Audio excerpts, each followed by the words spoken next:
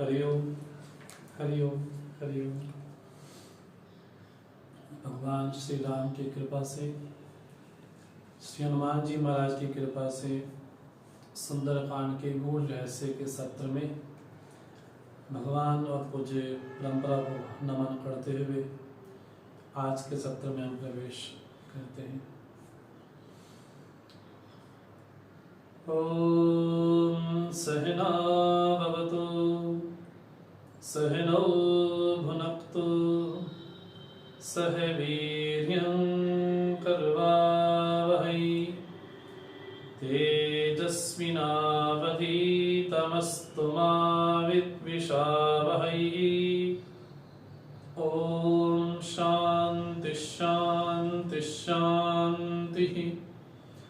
समस्त जन कल्याणे निरतं करुणामयं नमामि चिन्मयं देवं सद्गुरुं ब्रह्मविद्वरं सदाशिवसमारम्भां शङ्कराचार्यमध्यमाम् अस्मदाचार्यपर्यन्तां वन्दे गुरुपरम्परां वन्दे गुरुपरम्पराम्।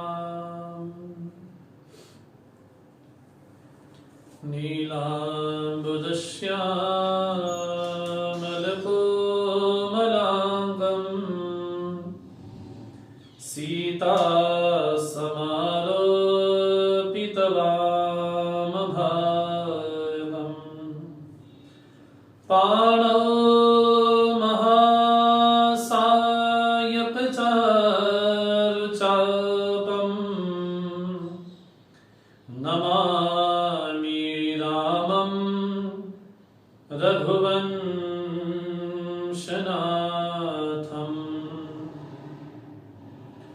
अतुलितबलधामं हैमशैलाभदेहम् दनजबलकृशानुं ज्ञानिनामग्रगण्यम् सकलगुणनिधानं वानराणामधीशं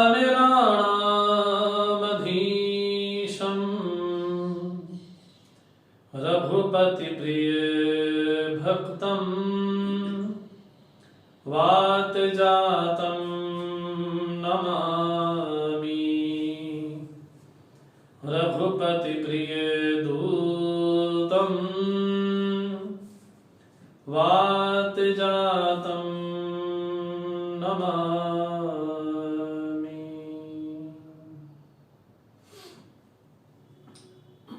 हरिओम। श्री हनुमान जी महाराज सुंदरकांड के एक महानायक की भूमिका निभा रहे हैं। और श्री हनुमान जी महाराज पवन पुत्र हैं, पवन तनय हैं। और हम ये कह सकते हैं कि श्री हनुमान जी के बिना श्री राम की गाथा को लिखना असंभव सा है। श्री हनुमान जी के बिना राम गाथा पूर्ण नहीं हो सकती। और पूरे रामचरितमानस में से अगर श्री हनुमान जी महाराज के पात्र को थोड़ा विशेष ढंग से हम देखें तो हम पाते हैं कि राम जी का जो वैभव है, जो विमल यश है, जो भगवान की सुकीर्ति है, वो अनंत दिशाओं में फैली हुई है। लेकिन श्री हनुमान जी महाराज पूरी रामचरितमानस में एक पवन का काम करते हैं। और हम जानते हैं हमारे जीवन में पवन का अर्थात वायु का क्या विशेष महत्व है। हम बिना खाए तो रह सकते हैं, हम बिना पिए भी रह सकते हैं, लेकिन बिना वायु के हमारा जीवन चलना थोड़ा असंभव सा हो जाता है। और हमारे आध्यात्मिक ग्रंथों में जो प्राण है, जिसको वायु शब्द से भी कहा जाता है, उन प्राणों को 5 भागों में बांटा गया। प्राण, अपान, व्यान, समान, उदान। तो हमारे इस शरीर में प्राण जो 5 उसके विभाग हैं, उनके द्वारा हमारा जो शरीर विशेष चलता है। तो श्री रामचरितमानस में 5 प्राण हैं। उन 5 प्राणों को संरक्षित करना, अगर हमारे शरीर में अपान में, व्यान में, समान में कुछ समस्या आ जाए तो उसका उपचार करना पड़ता है। वैसे ही श्री रामचरितमानस में 5 प्राण कहे गए हैं। उन 5 प्राणों का संरक्षण करना, उनकी रक्षा करना, ये श्री हनुमान जी का काम है। और 5 प्राण हैं श्री भरत जी, श्री लक्ष्मण, सुग्रीव, बानर और प्राण शक्ति मां जानकी। इन 5 प्राणों में 2 ऊर्ध्व प्राण हैं और 2 अधा प्राण हैं। श्री भरत और श्री लक्ष्मण जी 5 प्राणों में से ऊर्ध्व प्राण हैं। सुग्रीव और अन्य वानर अधा प्राण है, लेकिन दोनों को जोड़ने वाला कोई है तो वो है प्राण शक्ति मां जानकी।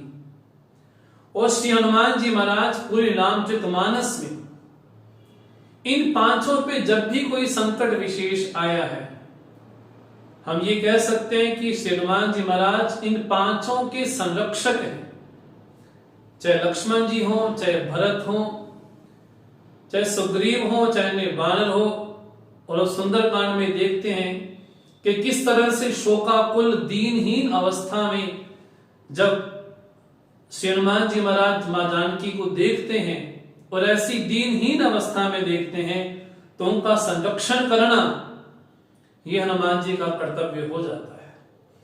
और आध्यात्मिक दृष्टि से भी सुंदरकांड को समझने का प्रयास करें।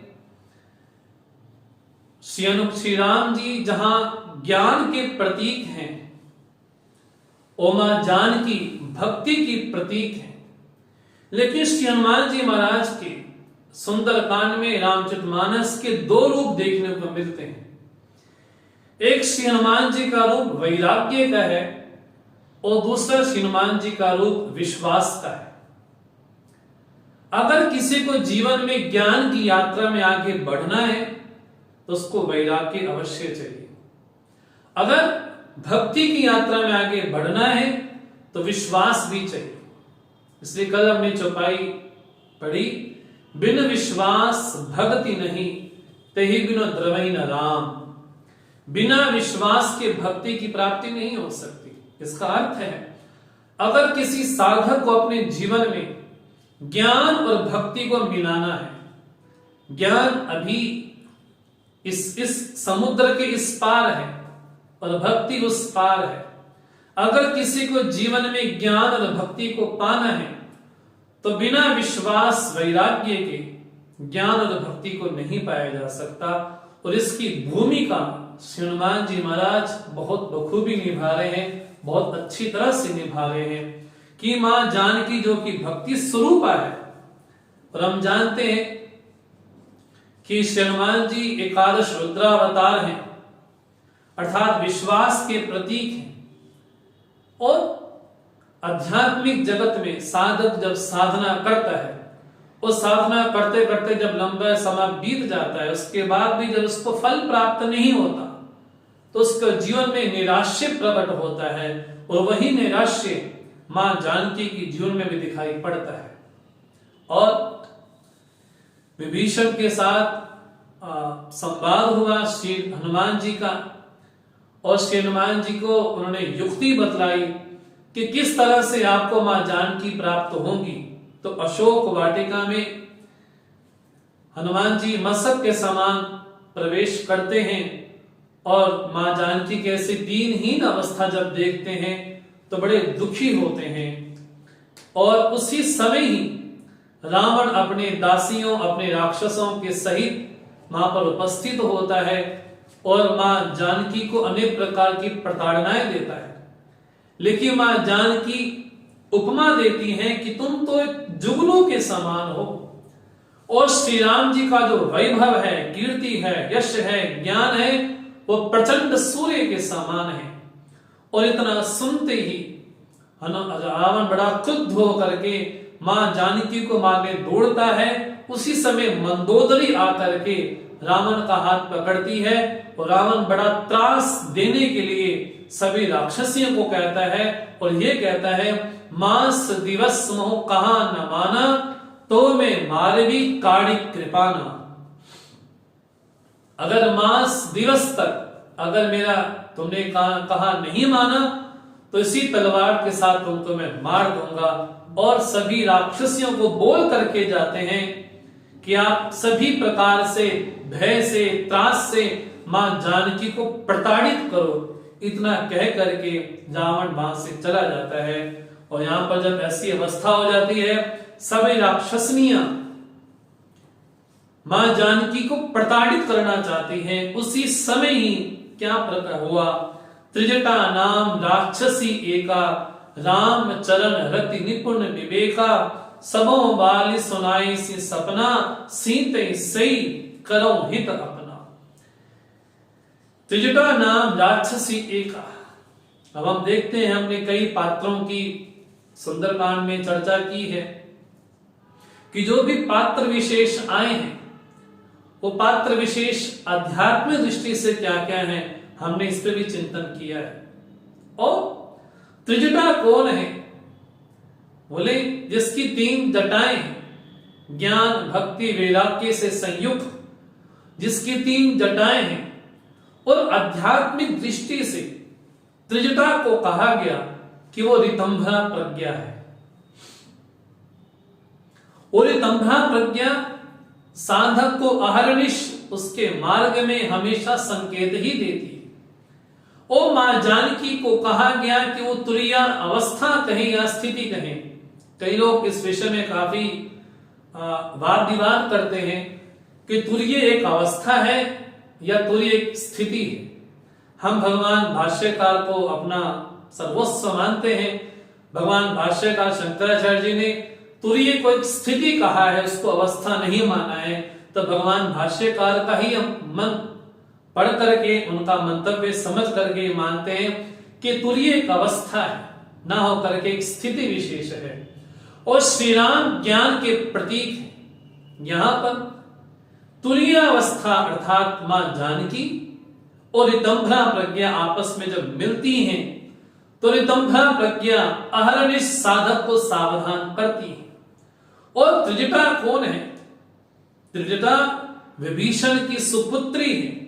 और हम देखते हैं कि राक्षस कुल में उत्पन्न होने के बाद भी जो पैतृक संपत्ति उसके जीवन में है, क्योंकि विभीषण भी राम भक्त है और उनकी सुपुत्री होने के नाते त्रिजटा भी राम भक्त ही है।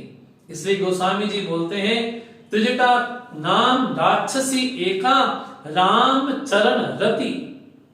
उनको अपने पिता के समान ही राम जी के चरणों में रति है और निपुण है और विवेकी भी है।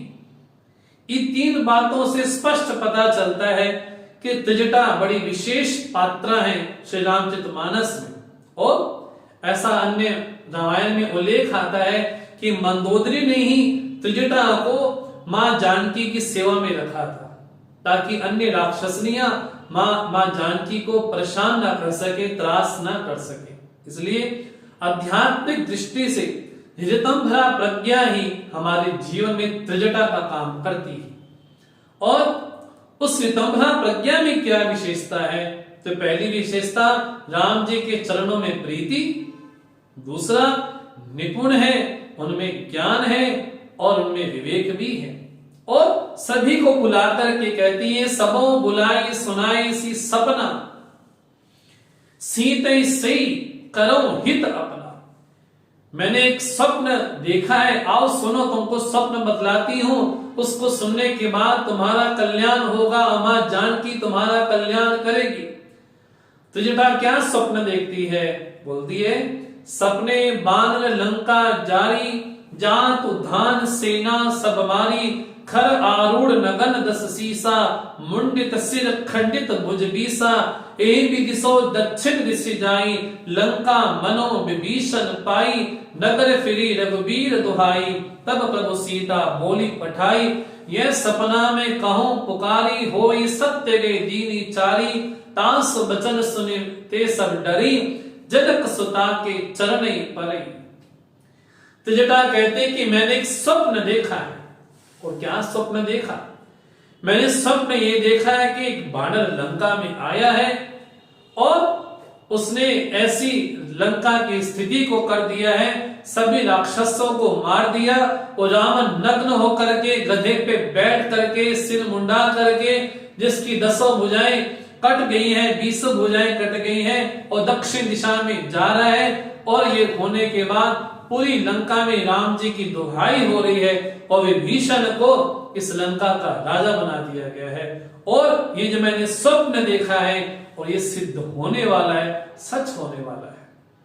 यहां पर ऋतंभा रूपी प्रज्ञा अर्थात त्रिजटा ने ये स्वप्न देखा है, आध्यात्मिक दृष्टि से देखा जाए, उस स्वप्न पे थोड़ा चिंतन किया जाए कि त्रिजटा का स्वप्न वास्तव में क्या है। और भगवान शिव मां पार्वती से जब ये कहते हैं कि मुझे अब एक बात समझ में आ गई है, बोले क्या? कि राम का भजन ही सत्य है, उसके अलावा जीवन में सब कुछ असत्य की श्रेणी में आता है बस। और इस बात को त्रिजटा अच्छी तरह से समझती है कि जगत जिसको सत्य सत्य मान करके बैठा है, वास्तव में वो सत्य नहीं है। सत्य वही है जहां राम का नाम है, और जहां राम का नाम नहीं है वो वास्तव में सत्य होने के बाद भी असत्य ही। तो यहां पर ऋतंभा प्रज्ञा एक बात बोलती है, भविष्य की दृष्टि से क्या होने वाला है, और बड़ी व्यवहार कुशल है यहाँ पर त्रिजटा। वो ये मानती है कि जीवन में स्वप्न वही है जो केवल रात्रि में देखा जाए। और गोस्वामी जी यही बात बोलते हैं, मोह निशा सब सोवनी हारा, देखे सपन अनेक प्रकारा। बोले मोह रूपी रात्रि में सभी जीव सो रहे हैं और अनेक प्रकार के स्वप्न देख रहे हैं। इसलिए हमने निवेदन किया कि रावण मोह का प्रतीक है और उसकी जो लंका है वो प्रवृत्ति की प्रतीक है। उस मोह रूपी नगरी में जो भी विश्राम करेगा, तो हम ये कह सकते हैं कि सब मोह की रात्रि में ही सो रहे हैं। और केवल वही नहीं, गोस्वामी जी तो यहां तक कह देते हैं, मोह निशा सब सोवनिहारा। बोले जीव मात्र केवल सो ही रहा है, मोह रूपी रात्रि में ही सो रहा है, और स्वप्न देखते देखते इस जगत को सत्य मान करके बैठा है। और कभी ये ख्याल मन में नहीं आता कि इसके अलावा भी, इसके अतिरिक्त भी कोई परमात्मा नाम की सत्ता विशेष भी है। और इस बात का संकेत त्रिजटा अच्छी तरह से करती है कि वास्तव में सच वही है और वास्तव में स्वप्न वही। हम स्वप्न को कह सकते हैं कि स्वप्न कल्पना है। जब कोई व्यक्ति कल्प वृक्ष के नीचे बैठता है, क्या बोलता है कि उसके नीचे बैठने से जो मांगो वो सब प्राप्त होता है। तो स्वप्न भी हमारे कल्पना का ही रूप है। हम जागृत अवस्था में जो देखते हैं, सुनते हैं, बोलते हैं, विचार करते हैं, व्यवहार करते हैं, उसी का मेल जोल होकर के स्वप्न रूप ले लेता है। और यहाँ पर त्रिजटा बोलती है कि स्वप्न सच होने वाला है। आश्चर्य इस बात का, त्रिजटा कहती है हो ये सत्य गए दीनी चारी, और ये सत्य होने वाला है। तास वचन सुनिते सब डरी, जनक सुता के चरण ही पड़े।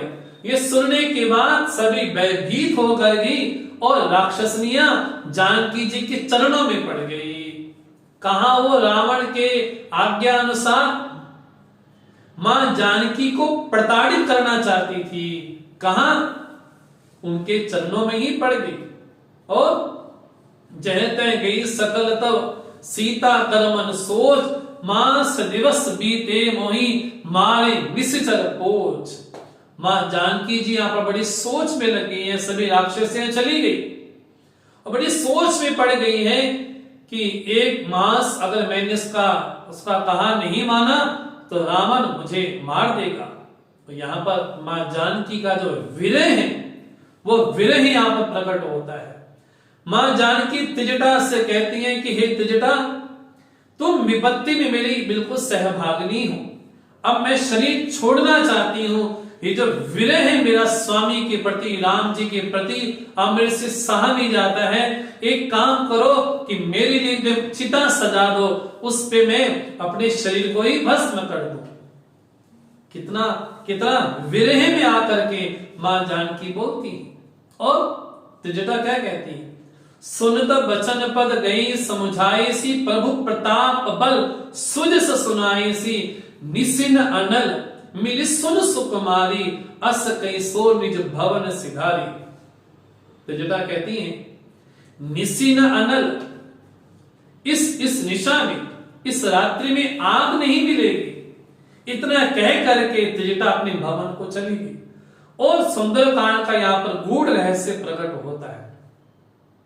और ये कोई साधारण वाक्य नहीं, त्रिजटा एक भविष्य दृष्टा भी है, ऋतंभरा प्रज्ञा भी है। जब त्रिजटा ये बोलती है निसिन अनल मिली सुन सुकुमारी, बस इसी में ही आध्यात्मिक रहस्य छिपा हुआ है, मां सीता के विरह को दूर करने वाला। वो आध्यात्मिक रहस्य क्या है, इस पे जरूर चिंतन करना चाहिए।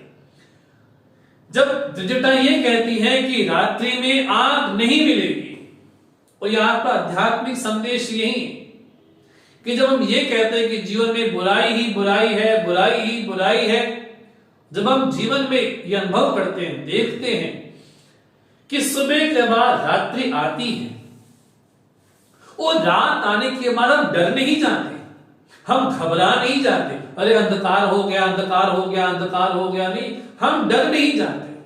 हम क्या करते हैं, हम घर में उजाला करते हैं, हम घर में प्रकाश करते हैं।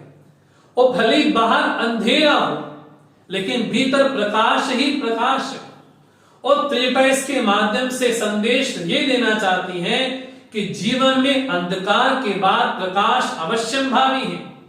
अंधकार भले कितना भयानक हो, अंधकार भले कितना हमको प्रताड़ित करता रहे, अर्थात हमें अज्ञान हमारे जीवन में हमें कितना ही ताप देता रहे, संताप देता रहे, लेकिन अंधकार की उतनी सीमा नहीं है कि प्रकाश को झेल पाए। और यहां पर त्रिजटा कहती है कि जब भी ज्ञान का प्रकाश उदय होगा, त्रिजटा जब ये कहती है कि निसिन अनल मिली, निशा में अर्थात रात्रि में आग नहीं मिलेगी, अगर यही संकल्प आप दिन के उजाले में करती तब तो मैं आपकी सहायता कर सकती थी, लेकिन रात्रि में आप जब कह रही हैं, इसका अर्थ यही है अंधकार बहुत ही बड़ा हो, कितना ही विशाल हो। किसी गुफा में किसी लंबे समय तक कोई प्रकाश का दूर दूर तक संभावना नहीं थी। तो लोगों ने कहा इस कुटिया को, गुफा को प्रकाशित करना चाहिए। तो किसी ने कहा प्राणायाम करेंगे। तो प्राणायाम करते करते इस गुफा को हम उज्ज्वलित कर देंगे। तो प्राणायाम किया, बोले प्राणायाम से तो नहीं हुआ। बोले किसी ने कहा हम शीर्षासन करेंगे, बोले शीर्षासन से भी गुफा का अंधकार नहीं गया।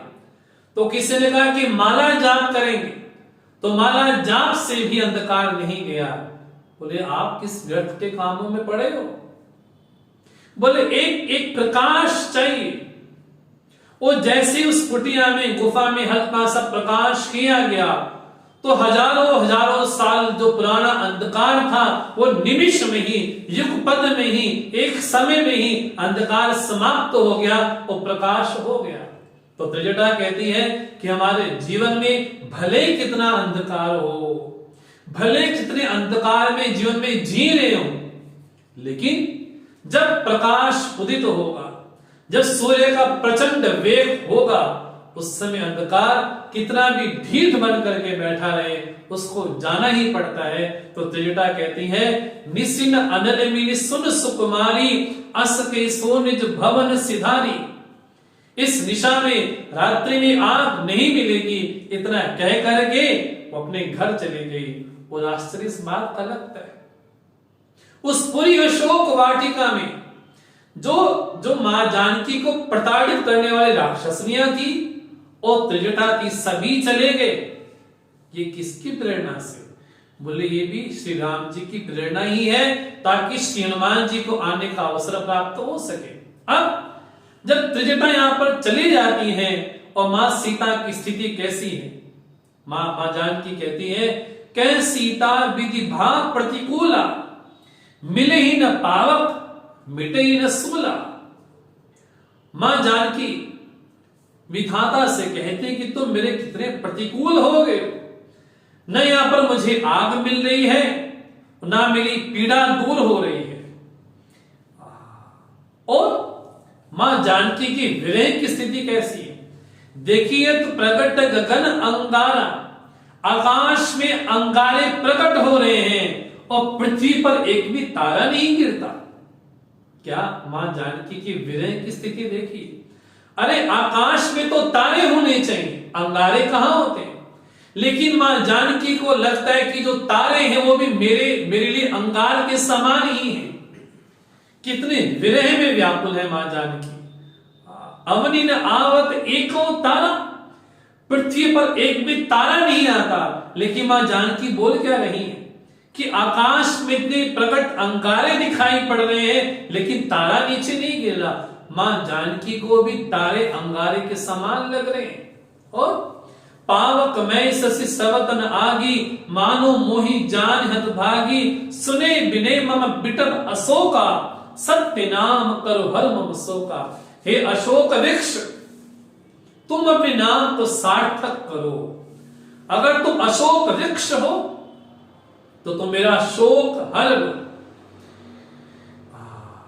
कितनी कितनी मां जानकी विरह में यहां पर बैठी हैं। हे अशोक, यदि तुम्हारा नाम अशोक है तो मैं शोक से संतप्त हूं, तो आके मेरा शोक क्यों नहीं हर लेते? और श्री हनुमान जी महाराज उस पेड़ पे बैठे क्या विचार कर रहे हैं?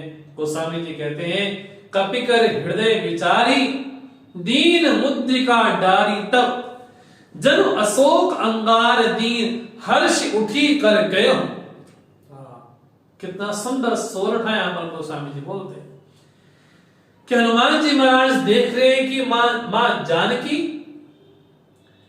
अशोक वृक्ष की ओर हाथ खड़े करके बोलती हैं, हे अशोक वृक्ष, अपने नाम को सार्थक करो।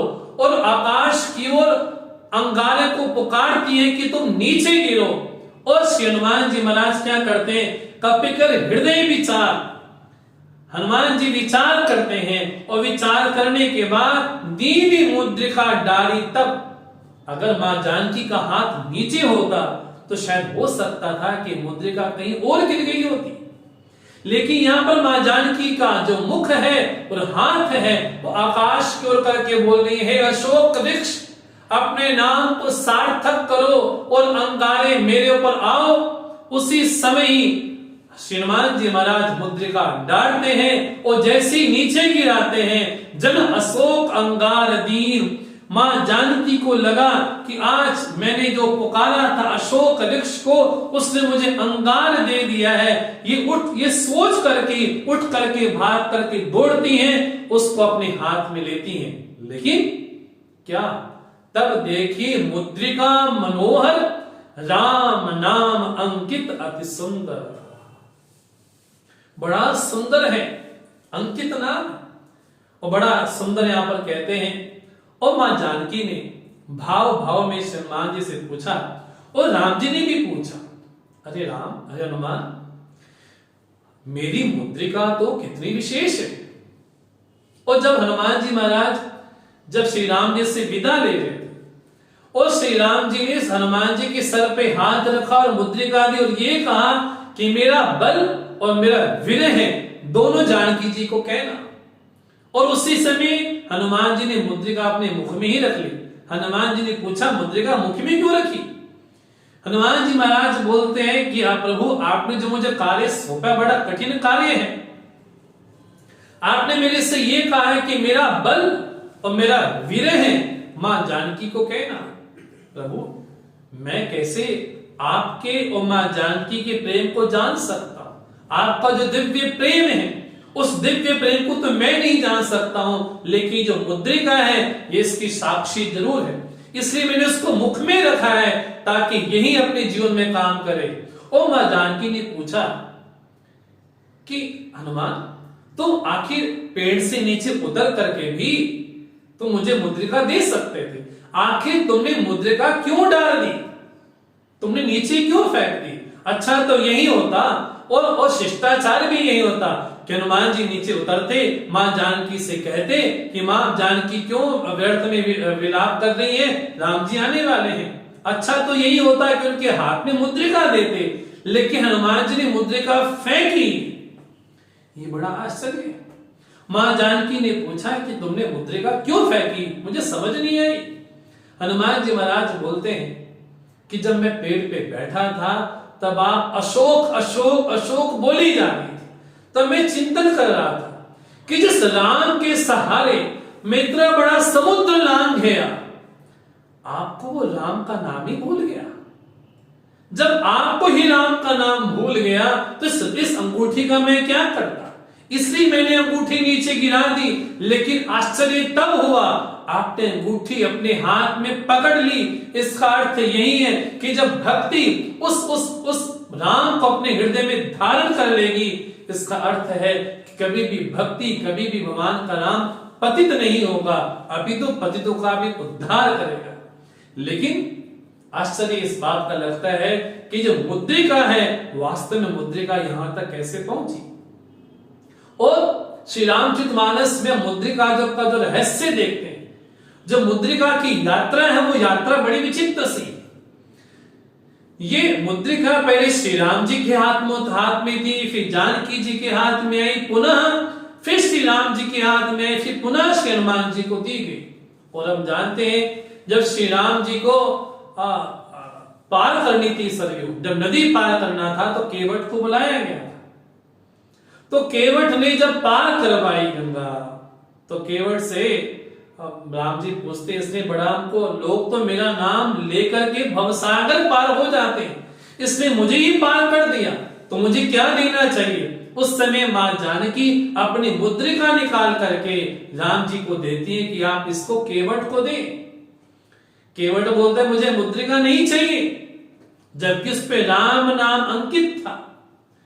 केवट बोलते हैं मैं प्रभु बड़ा छोटा सा, मैं तो लोगों को पार करने वाला हूं, ये तो मुद्रिका उसी को दो जो आपका राम नाम जानता हो, मैं तो बड़ा सामान्य सा लोगों को पार करने वाला हूं। और उस समय मां जानकी ने कहा कि प्रभु इस मुद्रिका आप ही पहने। वही मुद्रिका श्री राम जी ने श्री हनुमान जी को दी।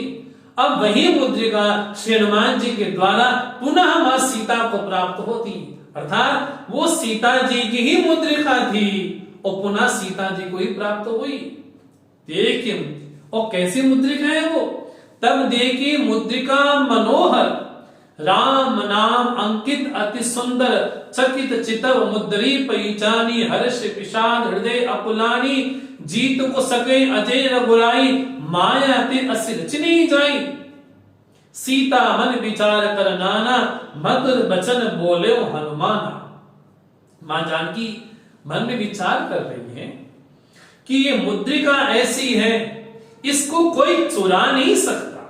अभी तो ये मुद्रिका सबके चित्त को चुरा सकती है, इस मुद्रिका विशेषता है। इस मुद्रिका की यही विशेषता है कि ये चुराई नहीं जा सकती। अभी तो ये मुद्रिका ही लोगों के मन को, चित्त को चुरा लेती है। क्यों? क्योंकि इस पे राम नाम बड़ा सुंदर अंकित है, इसको चुराया नहीं जा सकता। इसलिए मां जानकी बोलती है जीत को सके अजय रघुराई, श्री राम जी तो सर्वदा अजय हैं, उनको कोई जीत नहीं सकता और माया के द्वारा इसकी रचना भी नहीं हो सकती। मन ही मन मां जानकी विचार कर रही है, लेकिन विचार करते करते मधुर वचन बोले हनुमाना। उसी समय हनुमान जी महाराज बड़ा मधुर वचन बोलते हैं, रामचंद्र गुण बरने लागा, सुनते सीता कर दुख भागा। लागी सुने श्रवण मन लाई, आदि उते सब कथा सुनाई। मां जानकी जी राम जी के दिव्य गुणों को सुनती, और सुनते ही उनका जो दुख है वो दुख दूर हो गया। और श्री राम जी ने श्री हनुमान जी महाराज ने आदि से लेकर अंत तक पूरी कथा सुना दी। यहाँ पर श्री हनुमान जी महाराज ने लंका में दूसरी कथा सुनाई है। पहली कथा सुनाई है भीषण को, और दूसरी कथा सुनाई है राम कथा मां जानकी को। आदि ते सब कथा सुनाई, श्रवणामृत जे कथा सुहाई, कई सो प्रकट होते कि न भाई, तब हनुमंत निकट अचन गयो, फिर बैठे मन विस्मय भयो। मां जानकी बोलती है इतनी सुंदर भगवान की कथा कोई कहने वाला हो, वो कैसी श्रवणामृत जे कथा सुहाई। ये श्रवणामृत है, अमृत प्रदान करने वाली है। हम भागवत का जब गोपी गीत देखते हैं तो गोपिका यही बोलती, तव कथामृतम तप्त जीवनम। आपकी कथा कैसी है? बोले तप्त संतप्त जो जीव है उसके तापों को दूर करने के लिए आपकी कथा अमृत के समान है। तव कथामृतम, यहां पर मां जानकी कहती है श्रवणामृत जे कथा सुहाई, कहीं सो प्रकट। वो प्रकट क्यों नहीं होता है? हनुमान जी महाराज उसी समय प्रकट होते, लेकिन आश्चर्य ये हुआ मां जानकी ने जैसे हनुमान जी को देखा फिर बैठे, मां जानकी ने मुंह घुमा लिया। अरे हनुमान जी महाराज बोलते, राम दूत में मातु जानकी, सत्य शपथ करुणा निधान की, यह मुद्रिका मातु में आनी, दीने राम तुम कह सही दानी। हनुमान जी महाराज बोलते हैं, मां, हे मां जानकी, मैं राम का दूत हूं, ये मुद्रिका मुझे राम ने दी है। लेकिन एक बार हनुमान जी महाराज बोलते हैं, सत्य शपथ करुणा निधान की। ये करुणा निधान शब्द सुनते ही मां जानकी को लगा कि वास्तव में यही राम दूत ही है, क्योंकि मां जानकी करुणा निधान शब्द कहकर के राम जी को संबोधन करती। कपि के वचन सप्रेम सुनी, उपजा मन विश्वास, जाना मन कर वचन यह, कृपा सिंधु कर दास। अगर कृपा अगर करुणा निधान शब्द हनुमान जी ना बोलते तो मां जानकी को अभी भी संशय ही होता। इसलिए हनुमान जी महाराज करुणा निधान शब्द जानबूझ करके बोलते हैं कि मां जानकी को विश्वास हो सके। लेकिन मां जानकी पूछती है, नर बानरई संग को कैसे, कई कथा भई संगति जैसे, बानर और नर ये समझ नहीं है, इस संयोग कैसे हुआ। हनुमान जी ने पूरी कथा सुनाई कि मैं कौन हूं, अंजनी पुत्र हूं, शंकर सुवर्ण सब सुनाया। लेकिन पहले बात ये बोली, राम दूत में मातु जानकी, मैं तो राम जी का दूत हूं। और गोस्वामी जी बोलते हैं, कपि के वचन सप्रेम सुनी, उपजा मन विश्वास, मन में विश्वास पैदा हुआ। इसलिए पहले निवेदन किया कि श्री हनुमान जी महाराज के दो रूप हैं, उनका वैराग्य का भी रूप है और उनका विश्वास का भी रूप है। जब हमारे जीवन में भक्ति को लेकर के, जब साधना को लेकर के, जब मन में विचार आता है कि मुझे फल की प्राप्ति नहीं हो रही, फल की प्राप्ति नहीं हो रही, फल की प्राप्ति नहीं हो रही, तो उसको जीवन में विश्वास चाहिए। और बिना विश्वास रूपी हनुमान जी महाराज की कृपा के भक्ति की दृष्टि प्राप्त नहीं होती। इसलिए गोस्वामी जी बोलते हैं, जाना मन क्रम वचन,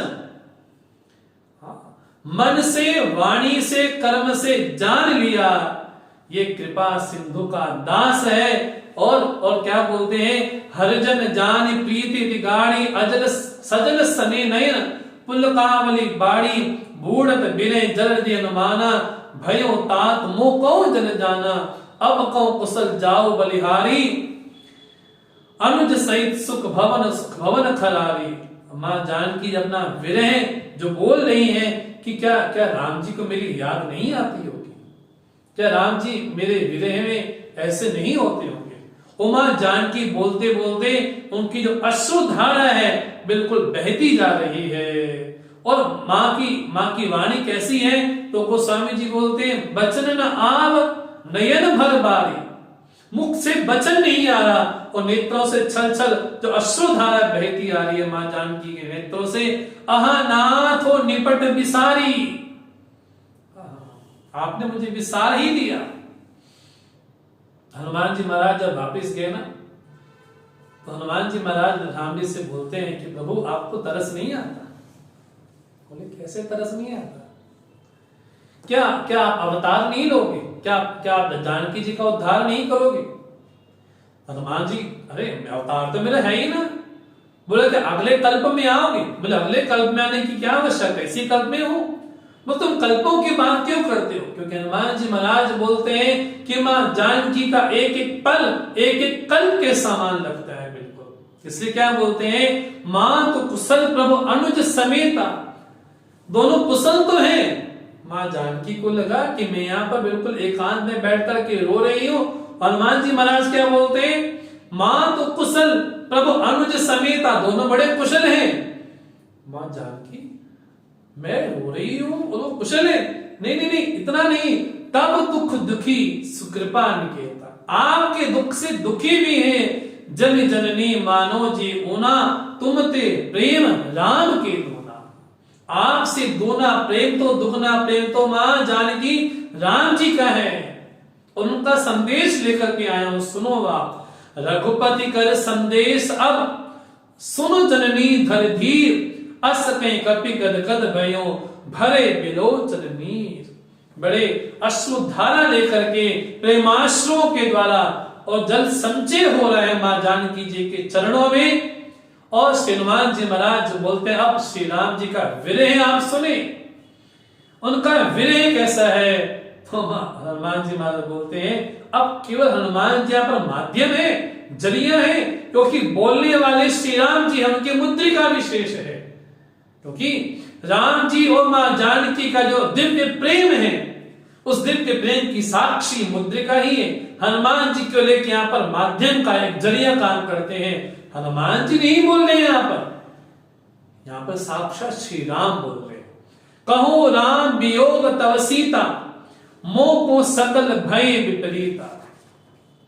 श्री राम जी कह रहे हैं, ये सावधान, ये हनुमान जी नहीं बोल रहे, श्री राम जी कह रहे हैं, मोह को सकल भय विपरीता, तुम्हारे वियोग में सब कुछ प्रतिकूल ही हो गया, सब कुछ प्रतिकूल हो गया। रात्रि मुझे काल रात्रि के समान लगती है और चंद्रमा सूर्य के समान लगता है। और मेरी स्थिति कैसी है? तत्त प्रेम कर मम और तोरा, जानत प्रिया एक मन मोरा।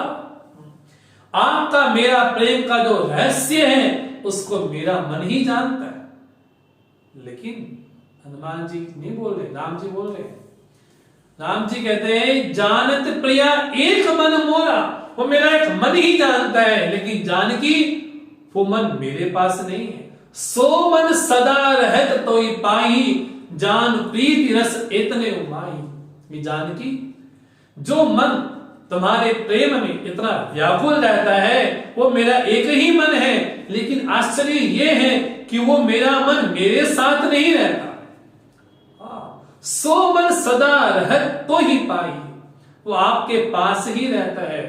ये राम जी का विरह प्रकट हो रहे हैं यहाँ पर। और इतना बोलते बोलते अश्रुधारा इस तरह से बहती है। प्रभु संदेश सुनत बेदेही, मगन प्रेम तन सुध नहीं थे। मां जानकी को सुधि नहीं है। हनुमान जी केवल जरिया, एक माध्यम होकर के मां राम जी, भगवान राम का विरह सुना रहे हैं। और मां जानकी की सुधि, उनको लगता है कि अरे मैं तो सोचती थी कि राम जी मेरे बारे में सोचते होंगे कि नहीं सोचते होंगे। कह कपि हृदय धीर धरु माता, सुमिरि राम सेवक सुखदाता।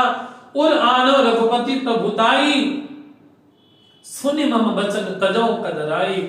आप श्री राम जी को अपने हृदय में स्थापित करें, उनका नाम स्मरण करें। मन में जो आपके भाव आ गए, दीनहीन का भाव आ गया, इसको दूर करें। अगर मां जानकी, मां मुझे राम जी की आज्ञा होती तो इसी समय ही आपको मैं लेकर के जाता, लेकिन आप व्यर्थ चिंता ना करें। राम जी का बाण सूर्य के समान है, जो कि समस्त राक्षसों के अंधकार को, अज्ञानों को, लंका को बिल्कुल तहस नहस ही कर देगा।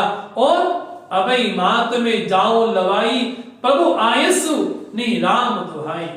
मुझे शपथ है राम जी की, मुझे आज्ञा नहीं है कि राम जी अगर मुझे कहते तो मैं इसी समय आपको लेकर के जाता, लेकिन आप मन में भरोसा धरिए कि राम जी शीघ्र आएंगे। मां जानकी बड़े प्यार से सुन रही है। मां जानकी बोलती है, हे सुत कपि सब तुम्हें ही समाना, जान तुधान अति भट बलवाना। हे मेरे पुत्र, पहली बार मां जानकी मुख से हनुमान जी के प्रति शब्द आया, हे मेरे पुत्र, हे सुत, क्या सारे कपि तुम्हारे समान है? क्योंकि यहां पर जो बानर है बड़े बड़े भयंकर हैं, और कैसे जीत लोगे उनको? और मां जानकी के मुख से जैसे ही सुनते हैं हनुमान जी महाराज, कनक भूधराकार शरीरा, समर भयंकर अति बल भीरा। हनुमान जी महाराज अपना जो उनका वास्तविक स्वरूप है, उस वास्तविक स्वरूप को प्रकट करते हैं, जो कि स्वर्ण के समय सुमेरु के समान है। ऐसा भगवान श्री हनुमान जी का विग्रह है, जो कि शत्रुओं के हृदयों को विदीर्ण करने वाला है। और मां जानकी को जैसा रूप दिख रहा है, उसी समय ही सीता मन भरोस तब भयो, पुण्य लघु रूप पवन सुत लय हो। हनुमान जी ने पुनः जो वास्तविक स्वरूप उनका छोटे से बन करके आए थे, वही बन गए। अर्थात संदेश ये है कि बड़ों के सामने छोटा बन के रहने में भलाई लगती है। इसलिए भगवान हनुमान जी ने यही किया। अब एक नई लीला हनुमान जी महाराज करने के लिए जाने के लिए जाते ही हैं, लेकिन मां जानकी बड़ी प्रसन्न होती। मन संतोष सुनत कपि बानी, भगति प्रताप तेज बलसानी। मां जानकी श्री हनुमान जी को 5 आशीर्वाद देती। भक्ति प्रताप तेज बल से तुम नुपिन हो जाओ, आशीष दीन राम प्रिय जाना, हो तात बल शील निधाना। अजर अमर गुण निधि तो हो, करो बहुत रघुनायक छो। अब तक तो मां जानकी उनको आशीर्वाद दे थी, अजर हो जाओ, अमर हो जाओ, विजयी हो जाओ। लेकिन हनुमान जी को लगा ठीक है। लेकिन जैसे ही मां जानकी ने कहा करो बहुत रघुनायक छो, भगवान राम तुम पे कृपा करें, इतना सुनते ही हनुमान जी महाराज बोलते हैं, अब कृतकृत्य भयो मैं माता, आशीष तव अमोघ विख्याता। हे मां, अब मैं कृतार्थ हो गया हूं आपके अमोघ आशीर्वाद को प्राप्त करने के बाद। यह सुंदर कांड में श्री हनुमान जी महाराज की पहली शरणागति है। इसलिए मैंने निवेदन किया था कि सुंदर कांड में 3 साधकों की शरणागति है। पहली श्री हनुमान जी महाराज की, दूसरी विभीषण की, और तीसरी समुद्र की। पहली शरणागति सुंदरकांड में यहाँ पर ये होती है, जब मां जानकी ये कहती हैं कि भगवान राम तुम पे कृपा करें। इतना सुनते हनुमान जी महाराज, अब कृतकृत्य भयो मैं, अब मैं कृतकृत्य हो गया हूँ, कृतकृत्य हो गया हूँ। बस अब मुझे आपका अमोघ आशीर्वाद प्राप्त हो गया है। अब यहाँ पर नई लीला प्रारंभ करते हैं।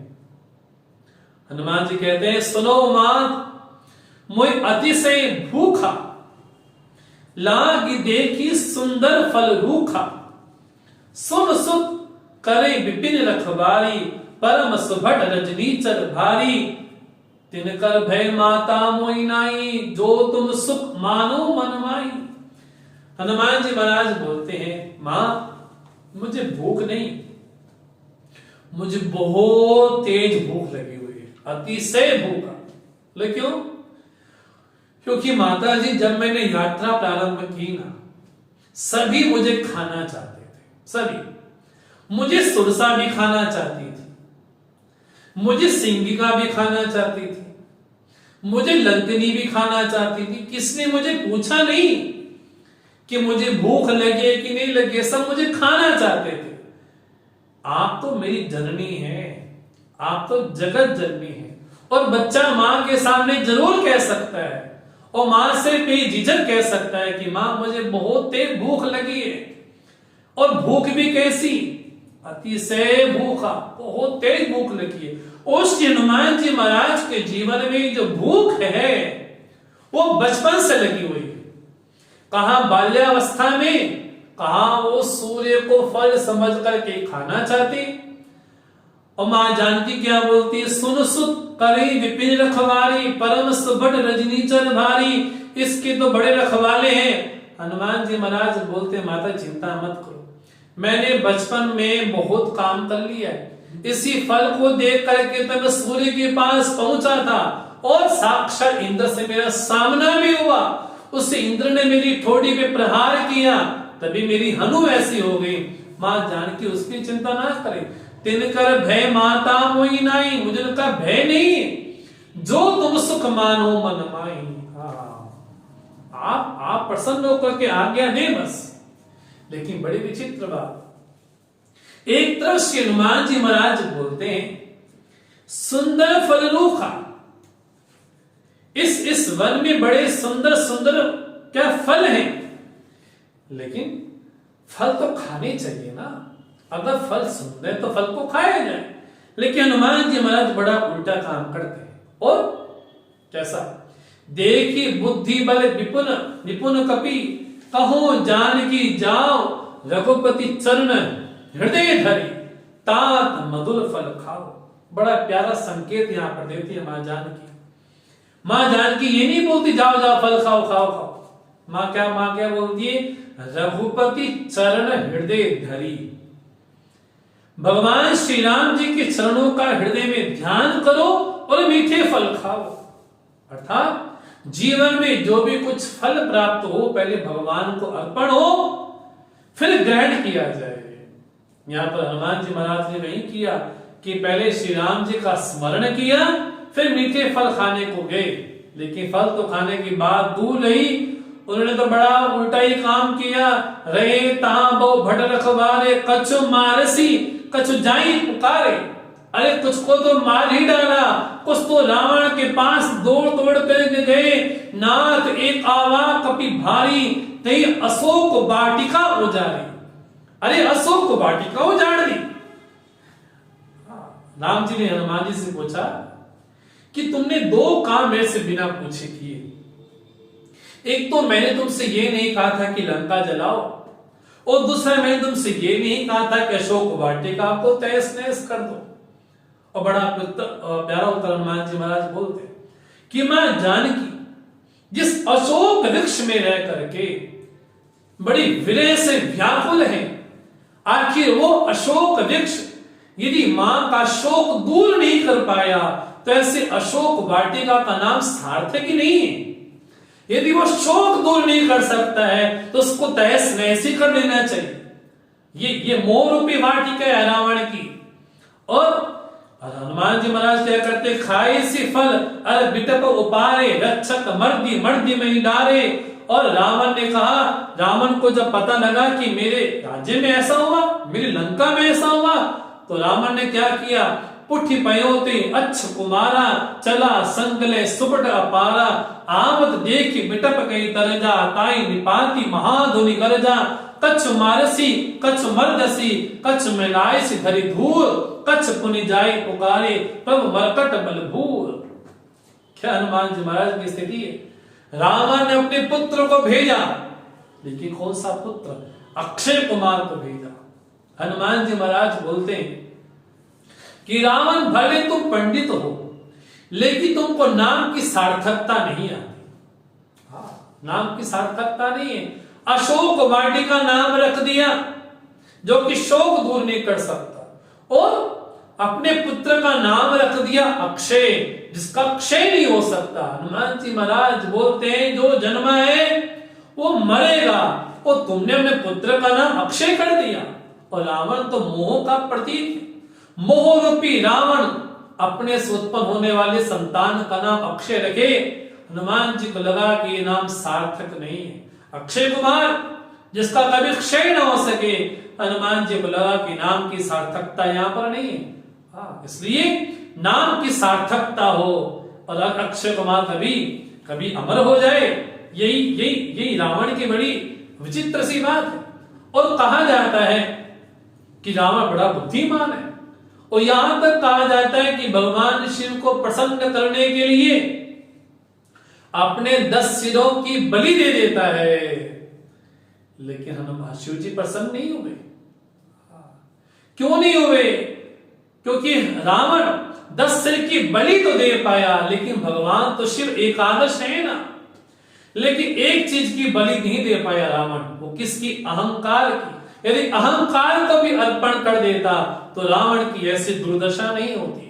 तो रावण ने अहंकार को तो संभाल के रखा, लेकिन अपने 10 सिरों को निवेदन कर दिया, इसलिए शिवजी प्रसन्न नहीं हुए। यहां पर स्थिति कैसी है? अक्षय कुमार को जब भेजा गया, हनुमान जी महाराज क्या करते? कछु मारसी कछु मर्दसी, कुछ को तो मार डाला, किसी को मसल डाला और पकड़ पकड़ कर हवा में घुमा दिया। और जाकर के सभी जो राक्षस हैं जाकर के बोलते हैं, हे प्रभु बड़ा भयंकर बाण आया है, उसने आपके पुत्र को ही मार दिया है। सुन सुत बद लंकेश रिसाना, पटे से मेघनाद बलवाना, मारे से जनि तुद बाध सुताही, देखो कपि कहां कर आई। अब रावण अपने मेघनाद को भेजता, अपने पुत्र को भेजता है कि जाओ देख करके आओ कि वहां पर ऐसा कौन विशेष बानर आया है जिसने पूरी लंका को और मेरे पुत्र का ही संहार कर दिया है। तो मेघनाद यहां पर प्रवेश करते हैं। और मेघनाद कौन है? तो रामचरितमानस में मेघनाद काम का प्रतीक है। ऐसा काम श्री हनुमान जी से लड़ने को जाता है। जैसा सुंदर चित्रण श्री तुलसीदास जी हमारे समक्ष रखते हैं। तो कल पुनः इस प्रसंग को आगे हम लेकर के चलते हैं। ओम पूर्णमदः पूर्णमिदं पूर्णात् पूर्णमुदच्यते पूर्णस्य पूर्णमादाय पूर्णमेवावशिष्यते। ओम शांति शांति शांति। हरि ओम। श्री गुरुभ्यो नमः। हरि ओम।